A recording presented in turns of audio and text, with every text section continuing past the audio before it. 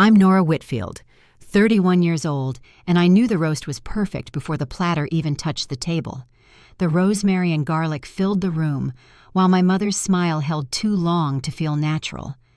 My father cleared his throat like a judge calling court, and my sister Paige folded her hands over her belly as if that were the gavel.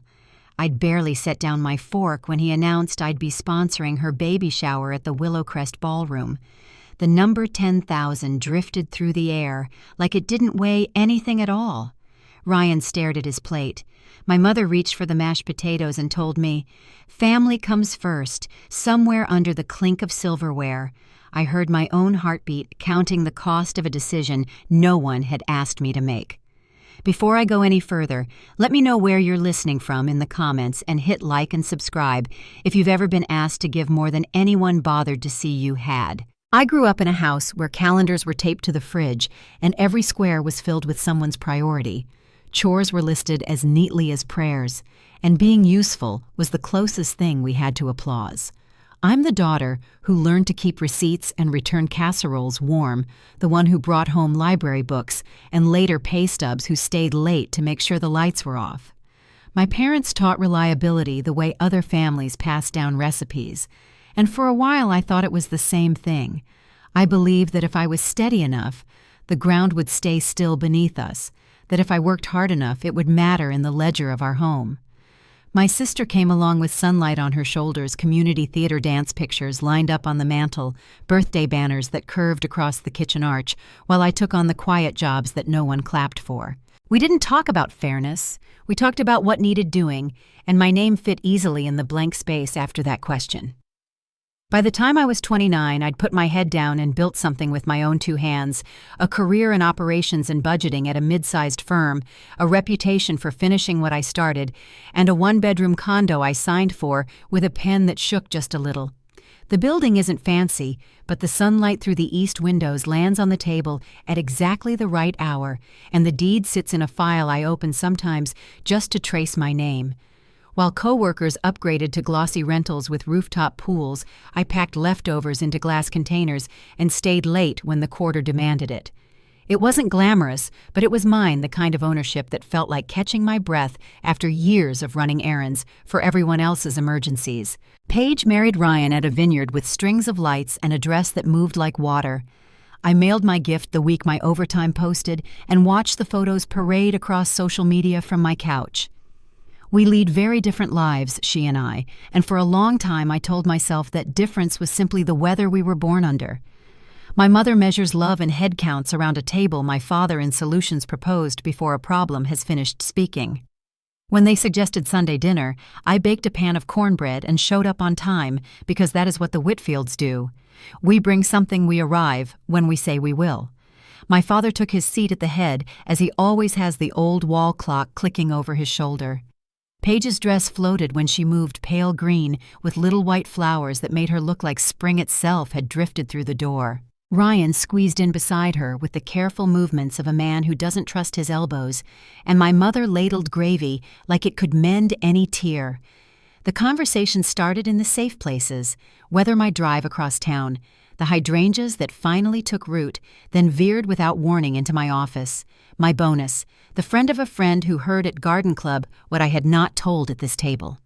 It all unfolded with the polish of something rehearsed praise that arrived already tied to a plan that had my name on the bill.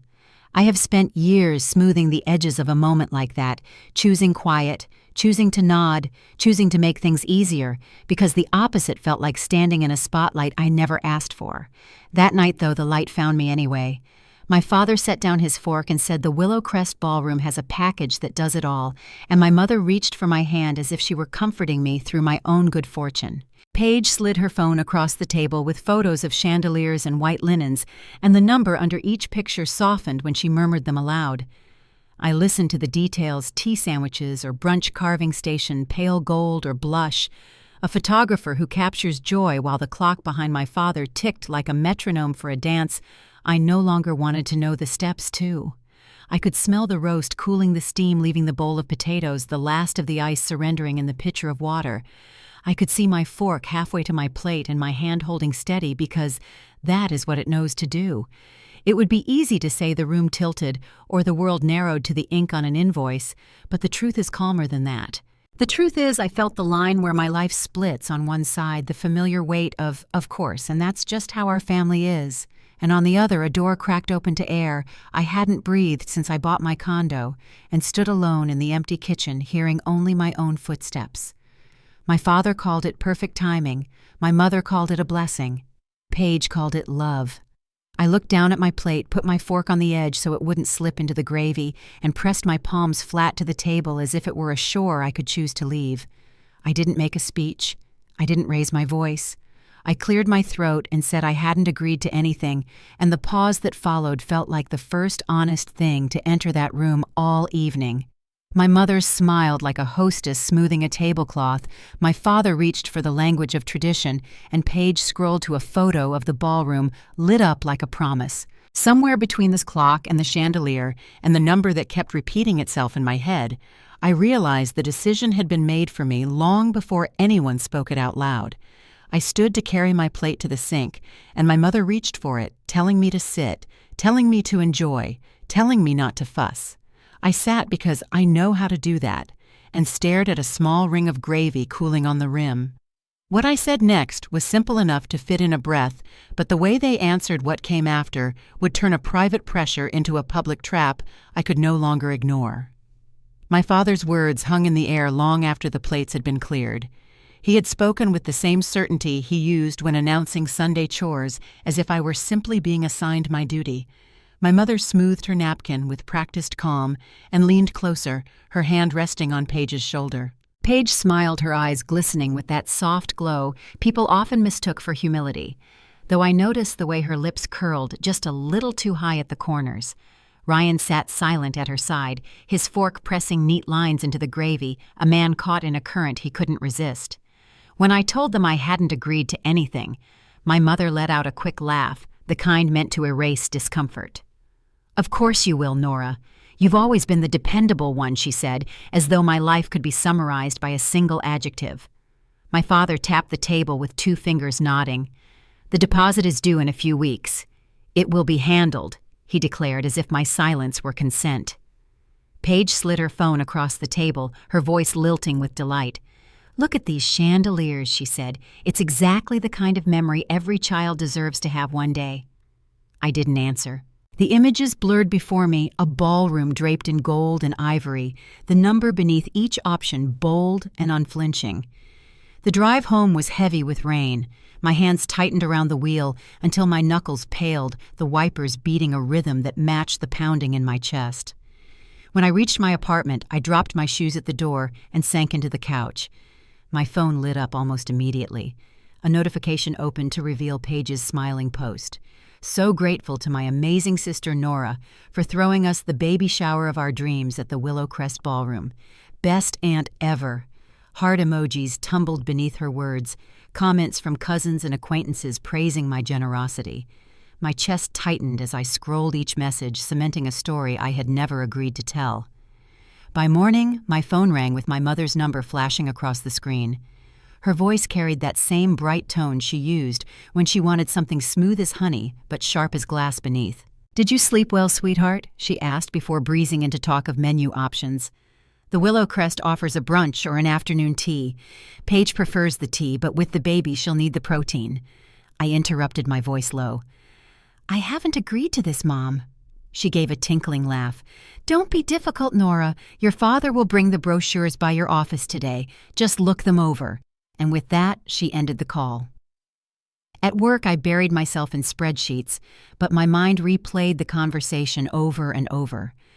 When Jessica from reception poked her head in to announce my father's arrival, I felt my stomach tighten. He strode in with his golf tan and easy smile, carrying a leather portfolio that bulged with glossy papers. He placed it on my desk like a contract. "Martha and I narrowed it down," he said, referring to my mother by name as he often did when he wanted to appear businesslike. I flipped through the pages, images of draped ceilings, centerpieces, and at the back an invoice already filled in with my name. "The deposit is due October 15th, he added, rising with the confidence of a man who believed the matter settled. After he left, I sat staring at the papers until my coworker Talia set a coffee down in front of me. "You look like you've seen a ghost," she said gently. I told her the truth in clipped words. "My family expects me to pay $10,000 for my sister's shower." Her eyebrows arched high. "That's insane. Tell them no." Her certainty startled me. She said it like it was the simplest answer in the world. But nothing about my family had ever been simple. That evening, I found an envelope in my mailbox. Inside was a sonogram photo, pages looping handwriting across the top. "Baby girl already loves her Auntie Nora. The Willowcrest needs your credit card for the deposit. Mom said you'd be fine with it." My hand trembled as I read it. A new text followed almost immediately, my cousin writing about her flight for the shower. Another message from Ryan soon after, apologizing quietly, admitting he had suggested something smaller, but hadn't been heard. "Please, for family harmony, help us this once," he wrote.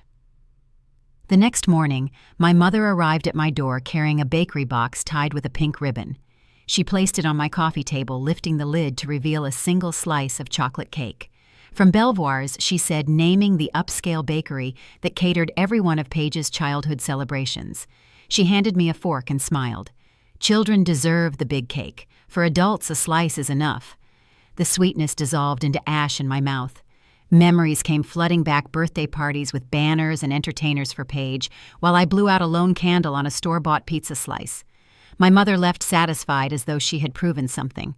When the door closed behind her, I dialed Dr. Hart, my therapist. She answered gently, and the words spilled out of me: the dinner ambush, the invoice, the social media post, the credit card threat. She listened until the storm quieted in my chest. "They've always done this, haven't they?" she asked softly. I hesitated, then whispered, "Yes." She asked the question I had avoided for years: "And what do you want to do about it?" The calendar on my wall held the answer in black ink: October 15th, the deposit deadline. It stared back at me like a marker between who I had always been and who I might finally become. I didn't have the answer yet, but for the first time, I imagined saying no. That night, Paige's texts arrived every hour with color schemes and guest lists, her words brimming with excitement that presumed my compliance. Lying awake, I retraced every moment I had said yes when I wanted to say no, every family dinner where I carried the dishes, every holiday where my contributions were expected but rarely acknowledged. Each memory pressed against me until dawn, when I finally understood that this battle was not about money. It was about the value of my time, my labor, my worth.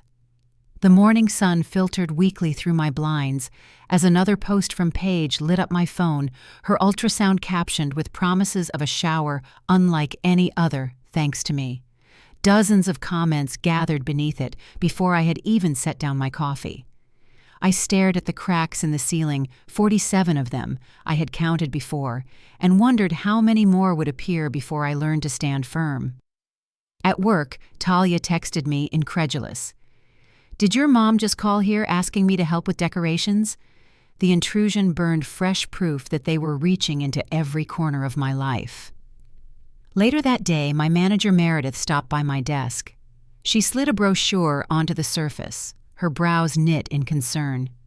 "Your father dropped this off," she said. "He mentioned a commitment." I pressed the glossy paper into my drawer and managed a strained smile. "Family stuff," I muttered, though the truth felt heavier. That evening, I opened the bottom drawer of my filing cabinet.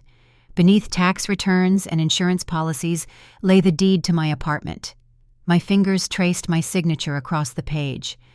I remembered the overtime hours, the holidays, alone, the nights spent in a quiet office while Paige posted photos from beaches and restaurants. My parents had called my purchase a waste, saying it was too small, too temporary, too modest. Yet here it stood, mine. I pulled out a photograph tucked inside the folder, my 25th birthday. A whole chocolate cake sat on the counter, the first entire cake I had ever bought for myself. I had cut only a sliver that night, an old habit of rationing. My mother had called to remind me that at my age she was already raising a family. The words had cut, but the cake had been mine. The next day, Meredith called me into her office. I expected a discussion about quarterly numbers, but instead she leaned forward, eyes steady. "My sister tried the same thing when I got my first bonus," she said quietly. "Family thinks your money belongs to them because they made you, but you made yourself." Her words settled in the space between us, echoing long after I returned to my desk. That weekend, my mother and Paige invited me to Magnolia Cafe. When I arrived, they were already seated with swatches of ribbon and samples of invitations spread across the table. Paige announced they had chosen sage green with gold accents, while my mother pushed a sample toward me with my name printed as host.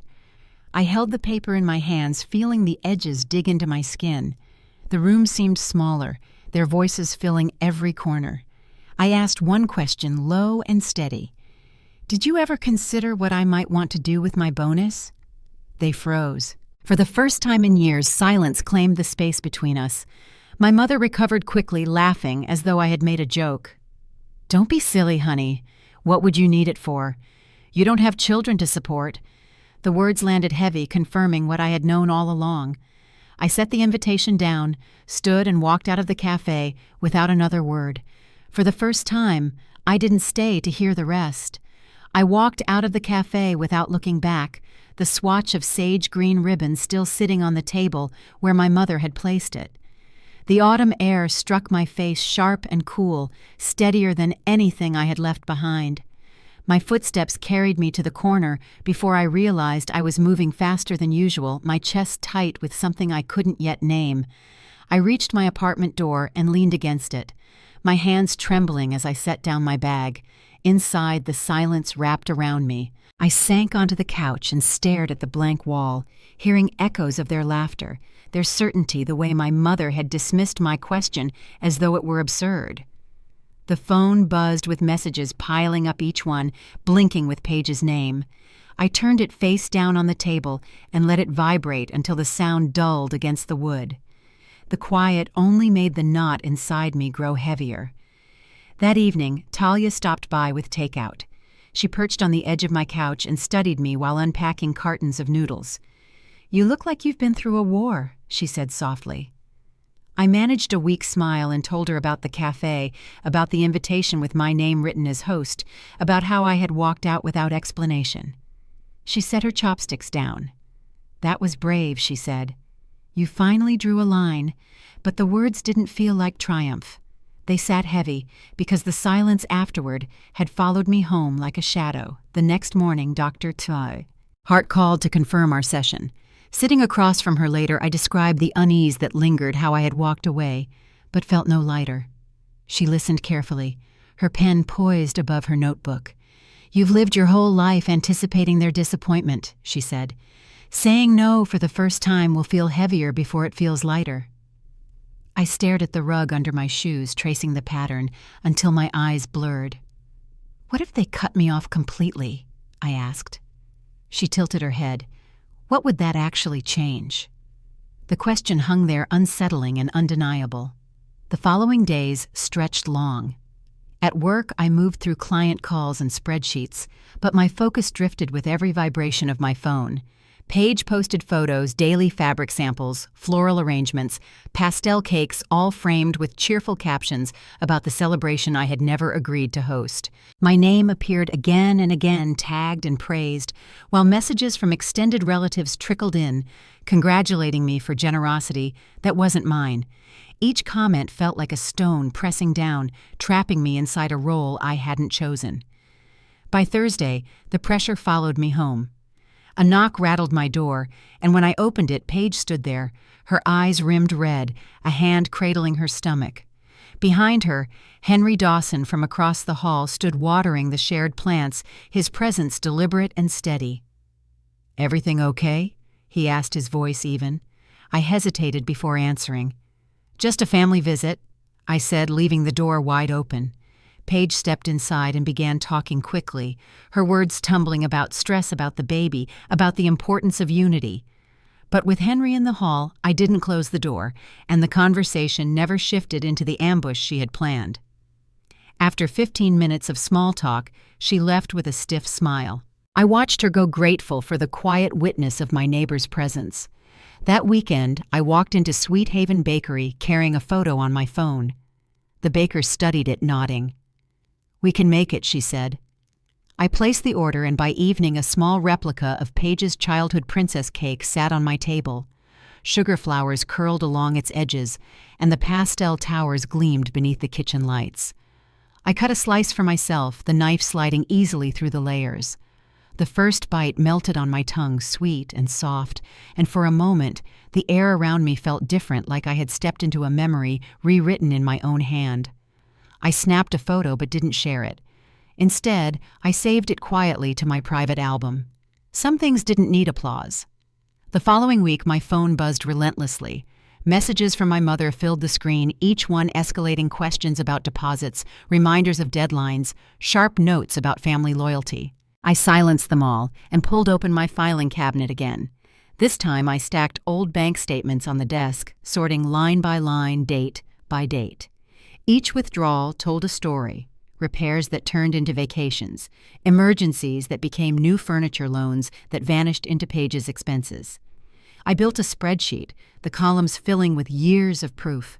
When I added the totals, the numbers glared back at me. Tens of thousands quietly shifted from my account to theirs. My throat tightened as I stared at the final sum. Later, sitting in Dr. Hart's office, I described the spreadsheet. "It's not just about the shower," I told her. "It's a pattern that's been there my whole life." She nodded gently. "And what will you do with that knowledge?" she asked. I didn't answer right away. The weight of the evidence sat in my bag like a stone, but for the first time I knew it could become something more than numbers. It could become my voice. At work the next day, Meredith stopped by my desk with a concerned look. "Are you holding up?" she asked. I hesitated, then told her more than I had before about the pressure, about the announcements made without me, about the money they expected me to hand over. She listened, then said quietly, "Family can take everything if you let them. But you've built your life on your own. Don't let them rewrite that." Her words lingered as I turned back to my computer, the glow of the screen steadying me. That night, I walked to the kitchen and cut another slice of cake. The towers leaned slightly where the icing softened, but the sweetness was still there. I set the plate on the table beside my laptop, opened the spreadsheet again, and stared at the numbers until my vision blurred. This wasn't only about resisting their demands, it was about deciding how much of myself I was willing to give away. The phone buzzed one more time, a message flashing from my father. "We need to talk. This family stands together." I set it down without replying, my fork pressing through another bite of cake. For once, I didn't rush to answer. The messages kept coming. Every morning began with a string of notifications, Paige's updates about shower colors or playlists, my mother's reminders about deposits, my father's short notes about deadlines. I silenced the alerts, but the weight of them lingered in the back of my mind like a constant hum. Even in meetings at work, I caught myself staring at my phone, half expecting another demand to appear. One afternoon, after hours of crunching numbers on a client account, Meredith stopped by my desk again. She noticed the tired lines around my eyes and asked if I'd eaten lunch. I admitted I hadn't. She placed a sandwich on my desk, then leaned against the cubicle wall. "You can't keep carrying this alone," she said quietly. "I've seen too many women wear themselves down because they think they owe everyone their strength." Her words caught me off guard. I wanted to argue, but instead I nodded.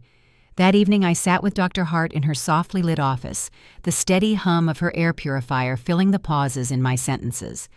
I told her about the spreadsheet, about how the numbers added up to nearly $40,000 of sacrifices over the years. She asked me to sit with that number, to imagine what else it could have been: time, rest, even joy. "Every line tells a story," she said, "but not all stories are worth repeating." I left her office with that thought echoing the cool night air brushing against me, like a reminder that something had to change. The following weekend, I tried something small. I pulled out the cake from the fridge, the one I had ordered just for myself, and cut a piece twice the size I usually allowed. I sat at the table and ate it slowly, letting the sweetness linger, refusing to measure or ration. For the first time, I didn't feel guilty. I snapped a photo, but instead of sharing it, I tucked it into the same private folder where the earlier photo rested. That moment wasn't for anyone else to see.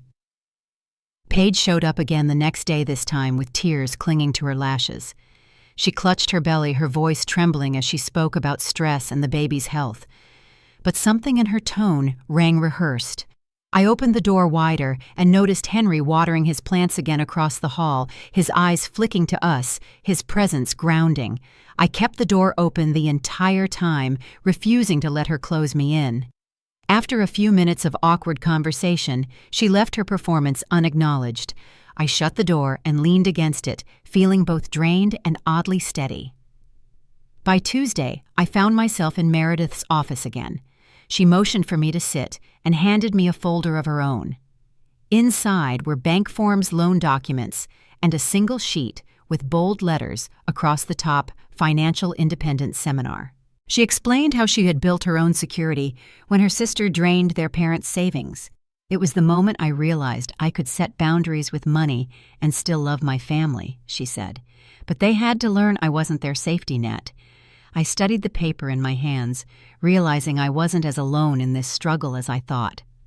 That night, I sat at my kitchen table, the glow of the desk lamp casting shadows across the spreadsheet. I added one more line, Willowcrest deposit demanded but not paid. I let the numbers stand as truth, not burden. Then I drafted a letter not to send yet, but to see the words written plainly. I will not be hosting the shower. My financial choices are mine alone. The sentences looked foreign on the page, but my hand steadied as I wrote them. Later I called Talia and read the words aloud. She stayed quiet for a long moment, then said, "It sounds like you, but stronger." I closed my eyes and let the sound of her reassurance settle over me. The next evening my phone lit up with another message from my father. "This family stands together. Don't embarrass us." I read it twice, then turned my phone face down. Instead of responding, I opened my laptop and searched for community programs. I found a local nonprofit offering financial literacy workshops for women, a cause I knew would have mattered to me years ago. Without overthinking, I made a small donation. It wasn't much, but it was something I chose freely, something that felt like mine. That Saturday, I walked into the nonprofit's office to drop off a printed check.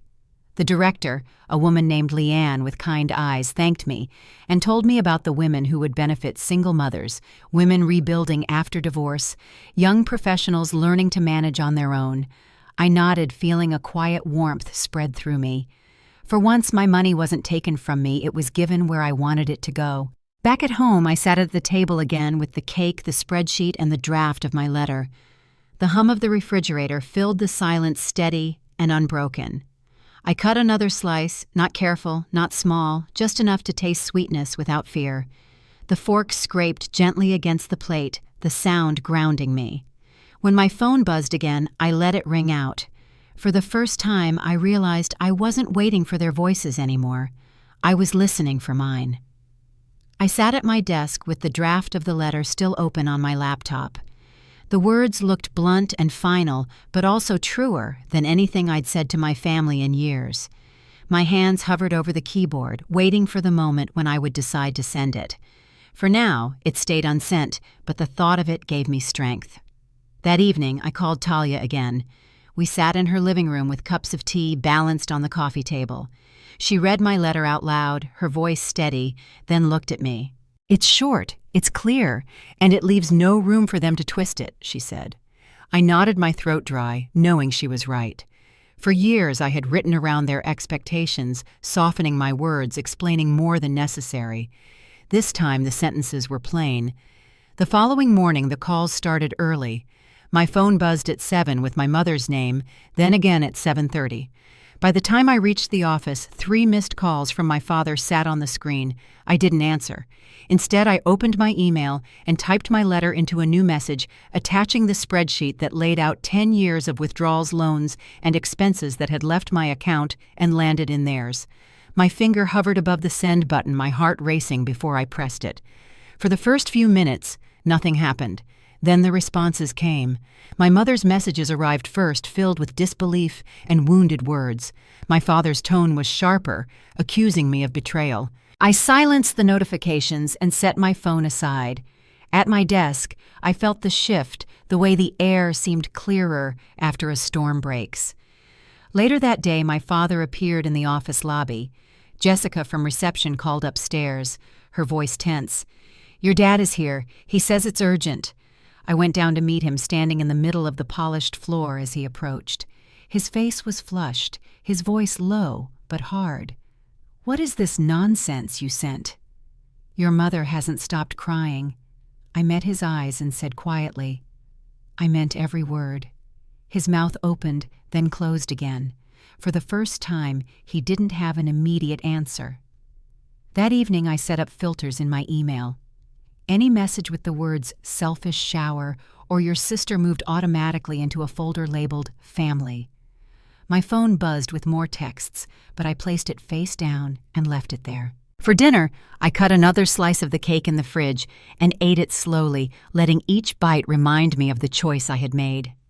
By the weekend, the storm shifted from private calls to public performance. Paige posted a photo of herself in tears, one hand resting on her belly, the caption describing how some people cared more about money than family. Comments poured in sympathy from her friends, outrage directed at me. I scrolled once, then closed the app. The wait I expected didn't come. Instead, there was only stillness.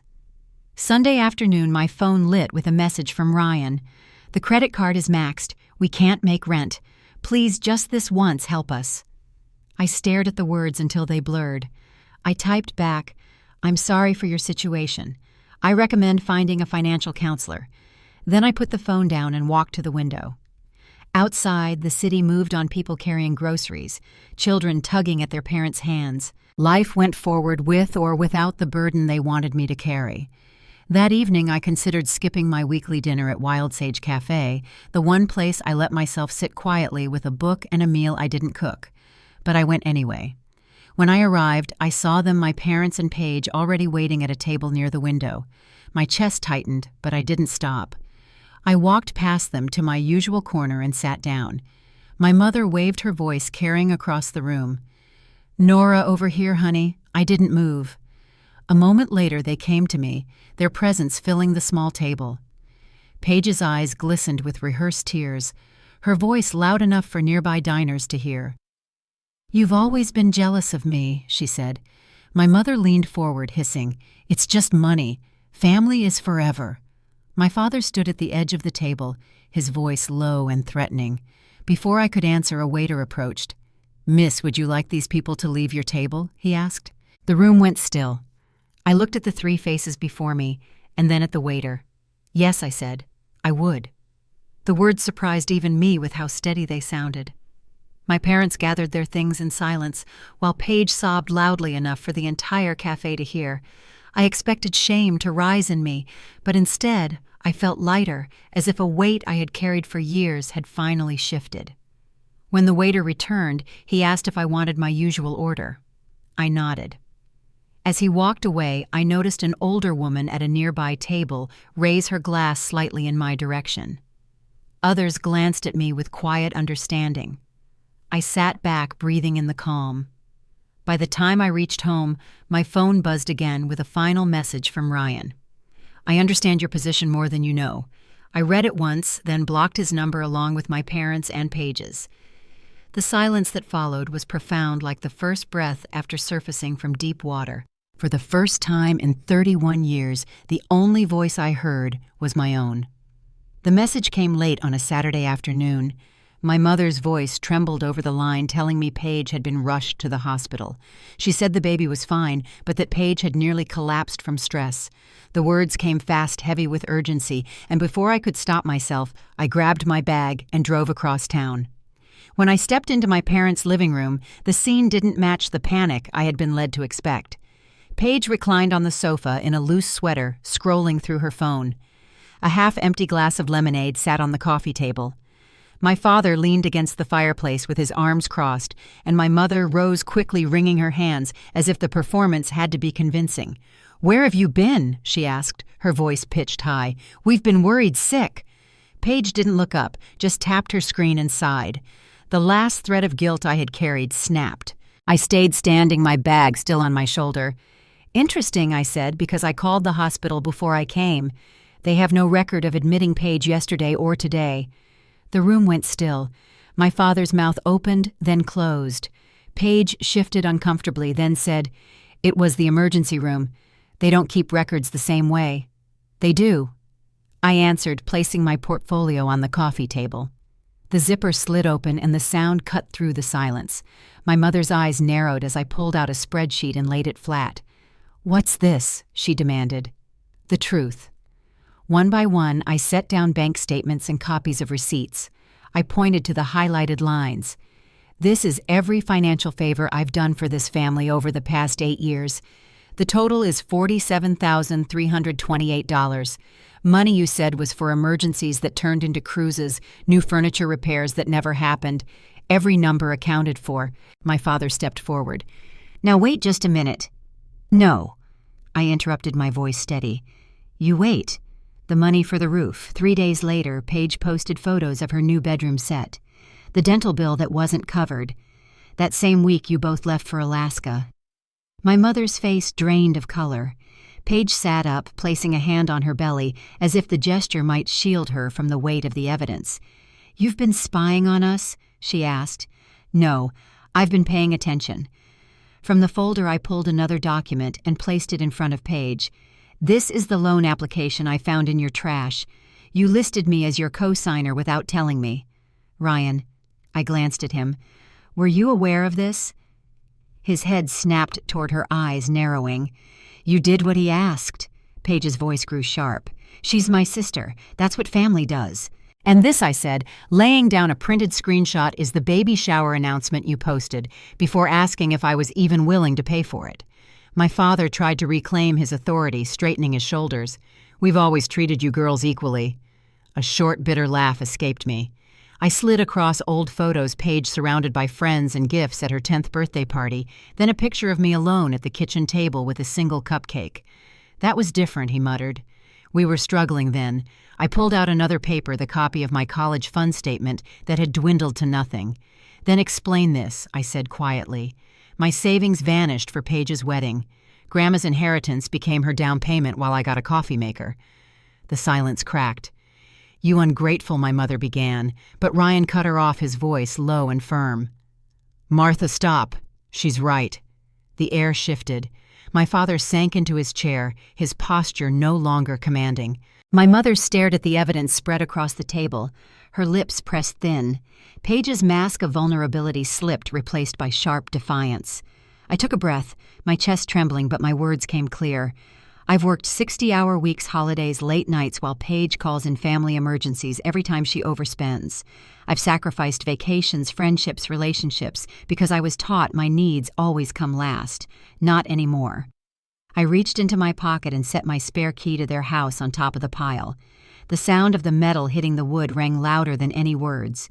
"Here are my terms: respect, equality, and therapy. No more financial requests, no more lies, no more manipulation. If you can't agree to that, then there will simply be no more me in your lives." Paige's eyes narrowed. Or what she challenged. "Or nothing," I said. "It just ends here." I closed the portfolio and straightened my shoulders. "The baby shower is canceled. At least I won't be paying for it. What you do with your own money is your decision." As I turned to leave, Ryan caught my eye. For the first time, he didn't look away. He gave me a small, almost imperceptible nod, a flicker of respect in his gaze. Behind me, my father found his voice again. "Don't you walk out that door, Nora," he warned. I paused at the threshold, then looked back one last time. "I already have. Years ago. You just never noticed." I closed the door on their protests, their anger, their disbelief. Outside, the air felt sharp and clean against my skin. My heart beat fast, but steady. For the first time in my life, I knew the ground beneath me belonged only to me. The days after my confrontation stretched out quieter than I expected. For the first time in years, I didn't wake to my phone buzzing with their demands. The silence felt strange at first, but soon it became steady, almost comforting. I moved through my routines without the weight of expectation pressing against my back, but I knew the calm wouldn't last. It ended with a message from my cousin forwarded through a mutual friend. Paige had posted another long caption this time, saying she had been abandoned during pregnancy and that her baby girl deserved to be celebrated. The comments that followed were sharp words like selfish and cruel appearing beneath her smiling photo.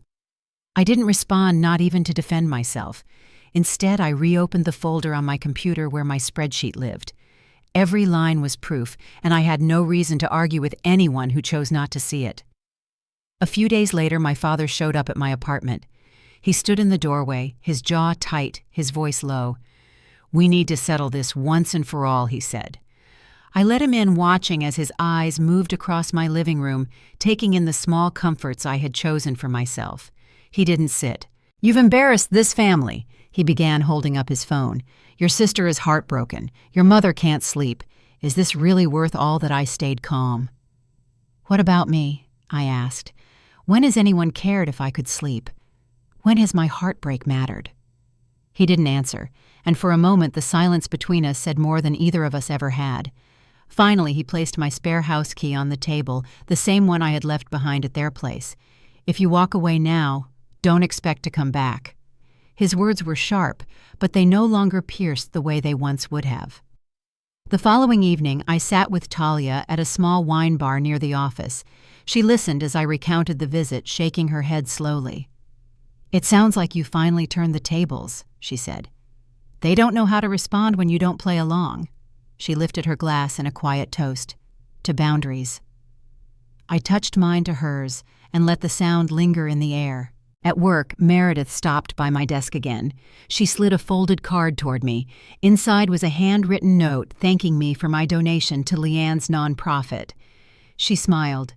"They're starting a spring program because of it. 20 women enrolled." I felt my chest loosen. The same money that once vanished into my family's endless demands was now building something that might actually help others. The difference settled inside me like sunlight. The weekend came, and with it, another invitation. My parents asked me to meet them at a cafe to talk things over. Against my better judgment, I went. When I arrived, they were already seated, Paige beside them, her hand resting protectively on her belly. They had chosen a table in the middle of the room, ensuring we would be seen. My mother reached for my hand, her voice soft but urgent. "Can't you do this one thing for her, just this once for the baby?" I pulled my hand back and spoke clearly. "I will not pay for the shower. I will not take out another loan. I will not carry this burden anymore." My words drew glances from nearby tables. My father's face flushed red. Paige leaned forward, her voice trembling. "You'll regret this, Nora. When she's born, you'll wish you had been part of it." The waiter approached, asking if I wanted to order. I looked at him and then back at my family. "Yes," I said. "I'll order, but I'll do it alone." He nodded and guided them away from my table. For the second time in a public space, I had refused to bend, and the room seemed to exhale with me. That night I went home and blocked the last of their numbers. One by one, the messages disappeared until only silence remained. I turned off my phone and walked to the window, watching the city lights flicker against the dark. For years I had believed my worth depended on their approval. Now the absence of their voices sounded like freedom. The next morning I sat at my kitchen table with a fresh notebook. On the first page I wrote down every boundary I had set in the past month. At the top in bold letters I wrote, "No more rescues. No more excuses." Then I closed the book and placed it in the drawer beside my deed, a reminder that this time the rules belonged to me. 6 months later, I stood in my new apartment, sunlight spilling across the hardwood floors. The walls were lined with colors I had chosen myself, soft shades that made the rooms feel calm and bright. A framed photo hung above the sofa, me on moving day, smiling wide as I held the keys in my hand. For the first time, I had allowed someone to capture the pride I felt, instead of hiding it away. That evening, I hosted a small gathering. Talia arrived first with a bouquet of fresh flowers, followed by Meredith and her husband, carrying a bottle of wine. Henry came in later, balancing a tray of appetizers he had prepared himself. The room filled with laughter, the kind that rises naturally when people are at ease. I looked around the table, realizing how different this felt from the gatherings I grew up with. There was no criticism, no tally of who owed what, only warmth. As the night went on, Leanne from the nonprofit pulled me aside. She told me the spring workshops had ended successfully and 20 women had completed the program. "Your donation helped us keep the doors open," she said. "You changed more lives than you realize." Her words settled deep inside me, a quiet reassurance that I had chosen the right path. When dessert came, I brought out a chocolate cake from the bakery down the street. It wasn't a single slice rationed for appearances or a party I wasn't invited to. It was a whole cake meant to be shared. I cut generous pieces for everyone, the table alive with compliments and groans of approval. When I finally sliced my own, the portion matched theirs, not smaller, not careful. The equality of it felt like a celebration in itself. After the guests left, I lingered by the window, with a second piece of cake savoring the quiet hum of the city outside. My phone buzzed on the counter. It was a message from Ryan. He wrote that Paige had started financial counseling and that their daughter had been born healthy. I typed back a simple congratulations, then set the phone down. I didn't need to untangle my feelings that night. Some emotions could wait until I had the space to face them. On my counter sat a Christmas card my mother had sent weeks earlier. It was only a photo of her and my father, no letter tucked inside, no mention of obligations. It felt like their way of acknowledging distance without saying it aloud. My father hadn't spoken to me since I walked out of their house that afternoon, and maybe he never would. Some wounds take longer to heal than others, and I had made peace with that. I walked through each room before bed, touching the furniture I had chosen, the bookshelves I had built, the curtains I had hung myself. In the second bedroom, now my office, the leather-bound journal lay open on the desk. I had filled its pages with notes about this journey, boundaries drawn, lessons learned, moments reclaimed. Not for anyone else's approval, but for my future self, a reminder of how far I had come. In the kitchen, I cut another slice of cake simply because I wanted it. No guilt, no need for permission. As I carried it to the living room, I brushed my fingers across the frame holding my photo. Not the version of me my parents wanted, but the woman I had chosen to become. Some people will only see your worth once you begin to value yourself first. It took me years to understand that truth and even longer to live it. But standing here now, I finally felt whole. Thank you for listening to my story. I'd love to know, have you ever had to set a boundary that changed your life? Share it in the comments, and don't forget to subscribe if you'd like to hear more stories like this one.